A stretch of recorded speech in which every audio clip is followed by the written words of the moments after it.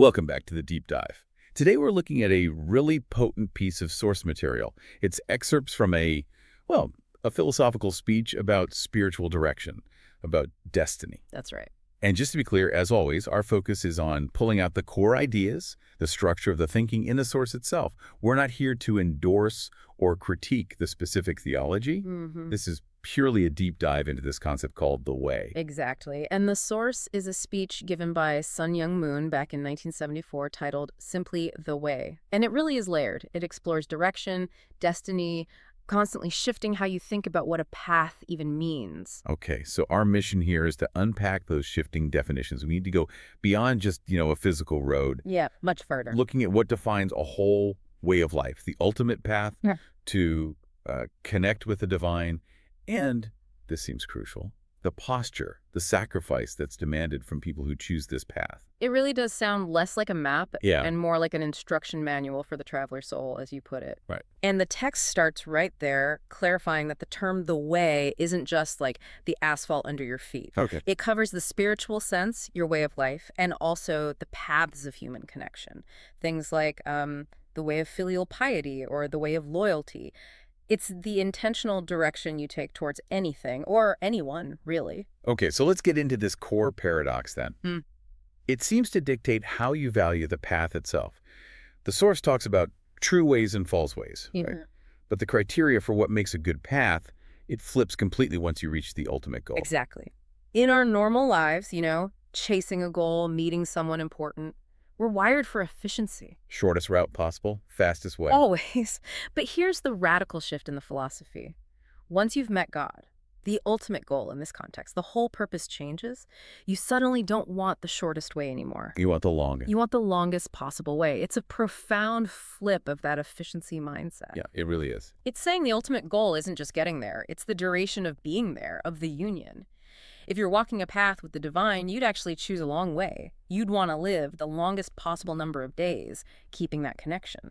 So time shifts from being a cost to minimize. To being the greatest asset, something to maximize. Okay, I get the idea, the sort of romantic notion of prolonging the union.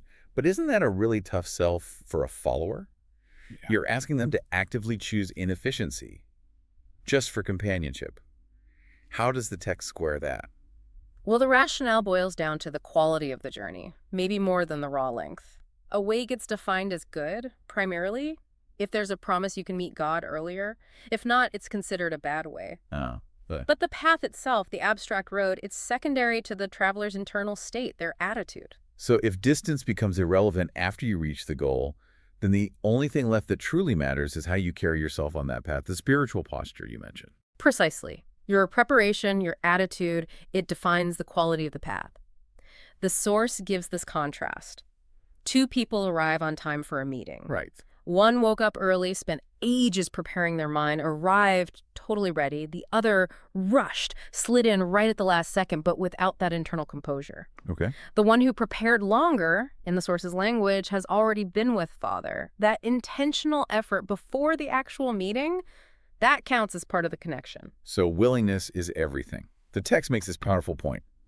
If you walk a path willingly, no matter how long it is, it becomes a good way. It feels as though it's just nothing. Yeah, exactly. But if you're reluctant, dragging your feet, even a supposedly good path turns sour, becomes an evil one. And apparently even the road itself reacts to you. If you complain, the source says the road hates you, it gets harder. But if you're stimulated by a bumpy path, if you choose to sing along anyway, then the way welcomes you. Your internal state defines how the cosmos receives your journey. It ensures you can keep going, however long the distance be, as though it is just nothing. Wow. Okay, that sets up the definition of the ultimate path then, the one headed for the kingdom of God. Yeah. We might instinctively hope for, smooth sailing. Yeah, an easy ride. But the source uses every single adjective for disagreeable things. Yeah. Long, narrow, rough, steep. It definitely echoes those biblical ideas, the narrow gate leading to life. But this text pushes that hardship idea even further. It almost suggests you should actively seek out the most difficult conditions. How so? It paints this vivid contrast between the two ultimate destinations. The road to death, it says, starts wide, looks easy, well paved. People can go along happily at first, Okay. but gradually it gets narrower, steeper, bumpier towards the end. It traps you. And the flip side, the road to heaven. That one, when you start, seems bumpy and narrow. It demands real effort, self-discipline right from the get-go. But the promises. The promise is that it gets wider, smoother towards the end. So the text argues the wise choice is to pick the rough, bumpy path now, trusting that promise of ease later. And if difficulties come up along the way? The instruction is clear. Overcome them. And do it at the soonest possible date. Don't linger in difficulty. The source actually challenges the follower to actively search for the most difficult path available. And it defines what that path is. It does. Explicitly in the 1974 speech, it defines it as the unification movement itself. Why? What makes it the most difficult? Because, according to the text, it advocates for the oneness, the unity of all denominations, all nations. That requires a level of self-denial that goes beyond even traditional Christianity's call to deny oneself for personal salvation. This is denial for a massive collective global goal. Okay, that massive goal of global unity. Yeah. That leads directly into the kind of internal transformation needed, right? Absolutely, because the logic is, before you can unite the world, you have to completely dissolve your individual self, to cooperate, to harmonize with people from all these different nations, different backgrounds. You have to first deny yourselves and compromise. Yes, you have to dissolve yourself, physically, spiritually. The text uses this powerful analogy of water. Water. How does that work? Repentance, it says, means dissolving yourself, becoming liquid. So you're not confined to your old self. What does that mean practically? It means becoming something that can permeate, that can adhere. Water flows into any shape, joins with other liquids. That's what's needed for unity among diverse people. The old self, the rigid, unchanging self, it's seen as an obstacle. You have to melt away that self-interest. That sounds intense. And then there's the blacksmith analogy, which feels even more visceral. Yeah, it is. The follower is compared to steel that has to be melted down, totally liquefied, so God can forge them into a new shape. And it's not presented as a gentle process at all. No gentle forging here. Definitely not. You're warned not to repel the blacksmith, the figure, presumably God or a representative who will hammer you hard, often, to enhance your quality. And the quality is proportional to the hammering. Directly proportional, according to the text. The more you're beaten upon, the higher your quality becomes. And the goal of all this hammering? To become a flaming sword, which implies, strength, heat, maybe even a destructive power against evil. But getting there requires profound willingness, profound sacrifice. The source notes something quite striking here. The one who inherits God's treasure must work even harder than God has. Yeah, that line jumps out, doesn't it? Work harder than God. Yeah. It challenges our usual notions of divine power, omnipotence. It really does. What could that mean? It suggests the followers need to achieve a level of sustained, sacrificial effort that somehow surpasses even the creators. A total investment, maybe implying God sets the example, but humans must exceed it in dedication on earth. And this total investment, it extends to the most radical tests imaginable. It does. Like being instructed to remain single, potentially for life, or even being willing to be killed. Yeah. The text cites Isaac, Jesus, purely for the sake of God's will, utter obedience. Yeah, the highest honor isn't just given, it's earned through what the text calls difficulty contests. Right. Chosen from many because you endured the most, not just by default or grace alone. Okay, this brings us to a really crucial shift in identity, kind of summarizing all this intense labor. Yes. Followers aren't just walking the way. They are the ones building it, paving the highway to the kingdom of heaven on earth. That changes everything. It's not just personal salvation anymore. No, it's infrastructure development, cosmic infrastructure. God gives the blueprint, the Messiah figure brings it into reality. And the followers are the labor force, the construction crew on a global scale. Building this ultimate road means tearing down mountains, filling valleys, and sometimes this is a stark image, sacrificing ourselves in place of the soil. Wow. Becoming the foundation itself. Yeah, becoming the literal ground for others to travel on later. That's heavy. And the car analogy reinforces this. Tell me about that. Followers have to be the car. God, or the Messiah, is the driver. If the driver hits the gas, the car must go. No hesitation.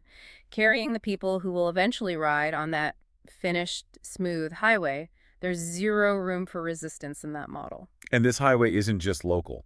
No, it has to be global. Hmm. The text even lays out a specific, ambitious timeline.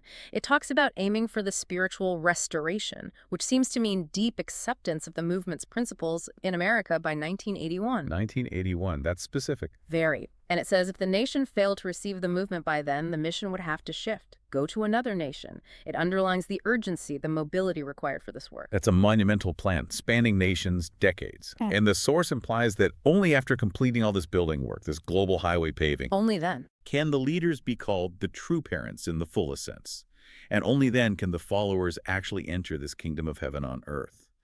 The path and the destination are completely tied together by the act of creation, of building. So if we try to synthesize this whole journey, the ultimate way isn't defined by how easy it is. Not at all. No, quite the opposite. It's defined by your internal willingness to embrace radical hardship, to dissolve your old self, and to pour yourself into this transformative, world-building labor. You're not just seeking salvation, you're literally creating the conditions for heaven to exist on earth.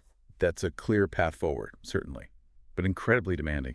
There is one final thought, though, right? A really provocative point that puts all this labor into a kind of staggering historical frame. There is, yes. The text states that Jesus himself is currently waiting in paradise for the heavenly kingdom to open. Waiting. Yes. Described as being in the waiting lounge. Wow, what does that imply? It strongly implies that the road to the kingdom of heaven, the full completion of it, was never actually traveled by anyone in history before. Not by prophets, not by major religious figures. They reached paradise, perhaps, but not the final destination on earth. Which means the path that this text describes, the one demanding this radical self-denial, this forging of a new world. It's potentially the highest, most difficult dimension of the path. The one that history's greatest figures, according to this source, couldn't complete. So you, the listener, are now faced with what this text presents as the most difficult, longest, highest dimensional path. Yeah. One that must be completed now. Go ahead. That's the challenge laid down. A truly compelling challenge to end on. It forces you to consider the sheer scale of choosing a life path that demands becoming the soil, the steel, the willing vehicle for a global spiritual highway. Thank you for joining us on this deep dive.